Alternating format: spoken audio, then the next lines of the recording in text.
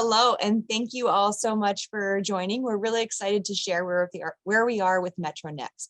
MetroNEXT is Metro's strategic plan of where we would like to prioritize and improve services and work with the community from now until 2030.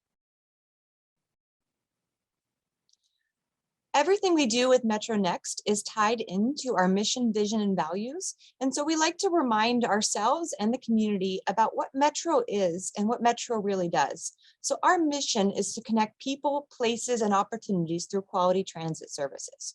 And we're using MetroNEXT as an opportunity to really integrate that mission into everything we do and how we grow into the future.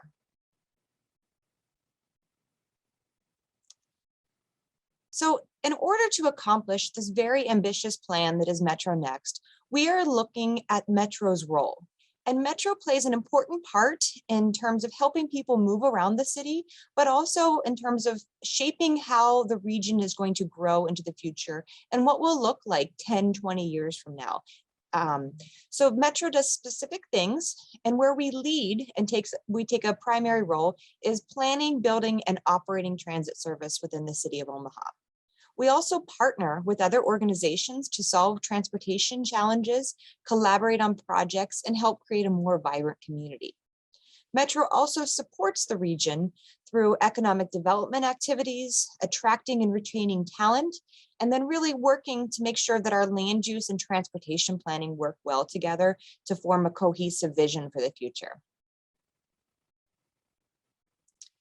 In terms of MetroNEXT, this has been about a year-long process with various phases where we looked at everything from future rapid lines like we did Orbit on Dodge Street to where all of our routes will go and what the customer experience is like.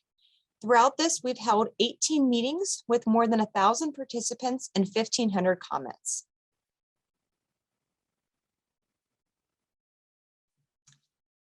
Everything in MetroNEXT is shaped around 5 key goals, and these goals are really helping us decide where to start and what to prioritize. Throughout MetroNEXT, we found numerous suggestions and ideas of ways that we could improve service, but we really wanted this to be a plan that was achievable. So we focused on making sure that all of the projects and priorities really helped us accomplish these 5 goals, which are to address equity in our region, improve and expand connections, provide an excellent travel experience, and that includes not just while on the bus, but also getting to and waiting for the bus as well, promoting environmental stewardship throughout the region, and then making sure that Metro is shaping the community and working with others by leading responsibly and collaboratively. One of the key pieces in this study is really thinking about how much we're spending on funding on transit in our region. Throughout the MetroNEXT process, 9 out of 10 respondents suggested that we need more transit than we have available today. So we have to look at what we're spending on transit to make sure that we're meeting that need in the community. As of 2019, Omaha was spending about $40 per year per capita on transit, which equates to about 11 cents per day. This is just shy of half of what some of the other peer cities and cities that we like to think about in terms of transit are spending. So for example, Kansas City is spending 67, Des Moines is spending 73. So we really need to think, what is the right amount of transit and transit funding in our region? As of 2021, Metro's budget was $33 million. With MetroNEXT and all of the projects outlined in this study, we are looking at spending approximately $52 million on transit by 2030. However, as I mentioned earlier, there were a lot more project ideas that didn't make it into this prioritized list of MetroNEXT places to start and to focus on first. If we were to do all the projects within the city of Omaha limits, that would be $73 million a year. And all of the projects connecting regional partners and looking outside the city of Omaha limits would be over 100 million. So with that, I am going to turn it over to Evan to talk a little bit more about some of the projects that came out of the MetroNEXT planning effort. Yeah, thanks, Lauren. So we're really excited to kind of unveiled these projects and talk about each one. And all of these were kind of scored and vetted through our goals evaluation to see what was the most effective with our budget at accomplishing what was important to our community. So to start with, we have improved signage at all our bus stops. This will provide information like the route number and stop ID and instructions for how to receive real-time updates. We're also looking at a policy allowing Moby clients to ride the bus fare-free. This will help them to travel more independently on bus routes when their situation allows, but also retaining access for them to schedule Moby trips when they need to. We also want to fund the K-12 Rides Free program, which was a pilot that began in its first year this past year, thanks to a philanthropic donation.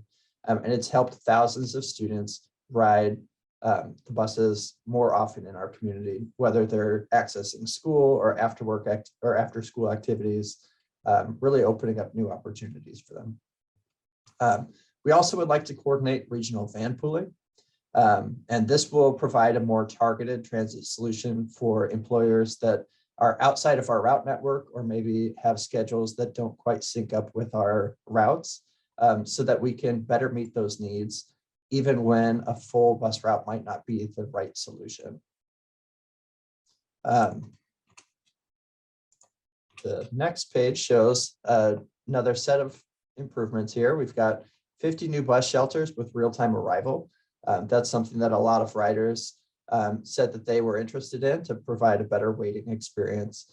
So we're looking at doubling the number of shelters across our system over the next 8 years. We also want to provide expanded weekend and evening service, which really aims to support essential workers and those seeking critical services. We saw through the pandemic that our weekend ridership remains stable, even while our typical commute hours saw ridership drop pretty significantly. Some of that's beginning to come back, but we know a lot of people have shift work or they need to travel outside of those typical weekday hours. So we want our system to facilitate that. Another way to do that is returning most routes to pre-COVID schedules. So again, as we see ridership beginning to come back, thanks to improved health situations, as well as gas price changes, we want to reinstate more convenient schedules to help riders come back to the system. We also want to study the 24th Street corridor for improvements that will help improve the rider experience. So we're going to consider options like Orbit, which currently runs on Dodge Street, or something similar that would provide an enhanced set of bus stops and amenities. We also want to improve the frequency of routes 3, 4, 13, 15, and 30. So this will bring 15-minute peak service on corridors like Maple, Cumming, Center, Farnham, South 42nd Street, North 40th Street, South 13th, and North 30th Street into Florence. We'll also consider 15-minute midday service wherever we can, but we're really excited about upgrading these core services to serve more people. We also will be extending Route 30 during rush hour to the Florence Business Park along McKinley Road. This will require some partnerships with the local businesses and Omaha Public Works to add sidewalks where there currently aren't any. We're also eager to expand service to Eppley Airport. That was something we heard quite a bit from the community, that we need to provide service all days of the week and all times of day to facilitate airport workers and travelers that are coming to and from that location. So we're also looking at extending the 92 Express to Elkhorn. So that would take the bus a little bit further out the West Dodge Expressway into the Elkhorn community, providing better connections to the western edge of our network. We're also looking at a new Fort Street Express route that would help fill a gap in service from Northwest Omaha along Fort Street, connecting into the West Roads Transit Center. Lastly, we'd like to study the 72nd Street corridor for consideration as a future rapid line. So within the timeline of this study, within the timeline of MetroNEXT, we would like to kick off this study. but just know that it wouldn't be completed at the sunset of this plan. So that will take further effort outside of the time frame, but we're still eager to continue work on that and help it make progress. So as we reflect on this map and all these changes together, it has a pretty exciting impact on our goals. And I'll read off just a couple of those highlights here. So low income and minority neighborhoods will gain access to 54% more jobs within a 30-minute commute. We're also seeing minority populations near frequent service increasing by 37,000 people. The population overall near frequent service will increase by 127%. And the access to essential services near frequent routes will double. About 40,000 people will gain access to a new bus shelter. And we're projecting that 1.4 million vehicle miles traveled by cars will be removed from our roadways and replaced with new transit ridership. This will reduce greenhouse gas emissions by 3,700 metric tons per year. So through this process, we did some conservative ridership estimates, and they're projecting a 25% increase as a result of all of these projects. So we did want to kind of go back to the rapid transit network because this was something that many people were interested in during the MetroNEXT process. So this map shows the corridors that are highlighted. Of course, you've got the Dodge Street orbit line kind of in the center in orange. The 24th Street corridor study is shown in blue.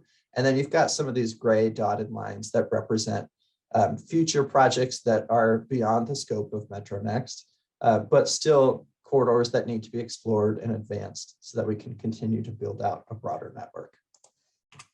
Oops. And some of those specific projects that I can explain a little bit more about now is the North Beltline. So that is the idea of repurposing an abandoned rail corridor that would connect our North Omaha Transit Center near 30th and Ames to the expanding UNMC campus near Saddle Creek and Farnham. The First Avenue and Broadway corridor is another area where there was an industrial rail line. In this case, it's now owned by the City of Council Bluffs. And so they're considering what to do with that right of way. And some of the options include either streetcar or bus rapid transit to expand connections in that area. Fort Kirk Road is a corridor plan that's being led by the City of Bellevue that considers repurposing excess right-of-way along Fort Kirk Road to spur redevelopment in the area. And so one of the main considerations of the drivers in that study would be extending orbit service to Bellevue. We've also got projects here to continue studying microtransit pilot zones. This is a shared ride on-demand service that we considered for several areas of our region. And we think we should continue to keep that door open in the future to explore whether that's the right solution for Omaha. We also know that there's continued need for more services beyond the city limits of Omaha. And so we want to continue to coordinate with our regional partners with consideration for options such as a regional transit authority. So there's other initiatives that go along with the MetroNEXT plan, and I'll kick it back to Lauren to explain more about those. Thank you, Evan. So there are some other things, and this is really where Metro's role to support others and to partner with others, as well as to make sure that all of our leadership that we're doing here at Metro is collaborative and responsible. So we'll be working with the City of Omaha to support the streetcar as well as the implementation of the Urban Core Strategic Plan. That is a project that we want to make sure that when the streetcar is up and running, that it's a very comfortable and seamless transition for people who want to use both systems. We also have a transit advisory committee who works with Metro to help support Metro services and serves as a liaison with the community. So we want to continue to use that committee and expand the ways that they can help us move forward with making sure that we're accomplishing all of our goals and staying true to our mission, vision, and values. We're also going to be working on a plan to support diversity, equity, inclusion, accessibility, and justice, both within Metro's workforce, but also with our services in the community. We'll be looking to develop a plan to transition our fleet to cleaner vehicles, and also supporting climate action, mitigation, adaptation, and resilience efforts. Working closely with the City of Omaha and others, we'll be looking to make sure that people can get to and from each of the bus stops. We have to remember that nobody's trying to travel from a bus stop to a bus stop. So it's really important that we look at those pedestrian and bike connections to transit.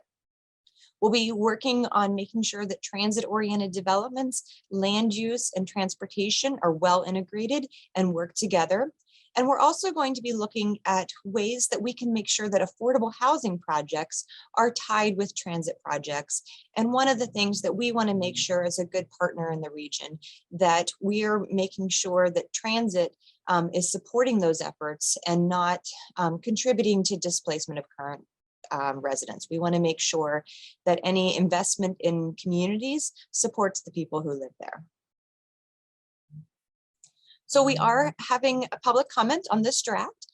Please share your thoughts. You can post them online on our website at ometro.com/MetroNext. Also through social, we want to hear what you think. The plan is that MetroNEXT will be presented to Metro's Board of Directors on Thursday, April 28th, for their consideration to adopt this plan. If this plan is adopted, we will be incrementally phasing in the portions of this project. As I mentioned, we'll be trying to accomplish MetroNEXT by 2030. So we will work to identify funding as well as starting on each of these projects so that we can, together with your help, realize the vision set forth in MetroNEXT by 2030.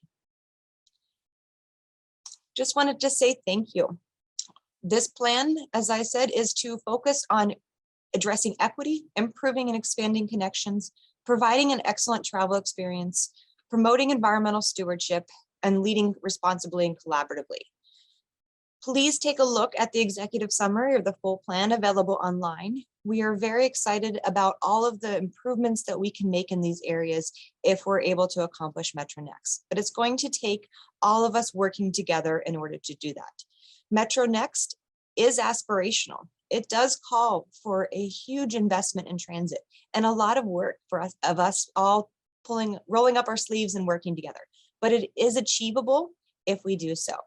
And if we're able to deliver this, we will end with a better transit in our region for a more connected of people, places, and opportunities. I just want to say thank you again for your time. Please share your thoughts and comments on the MetroNEXT plan.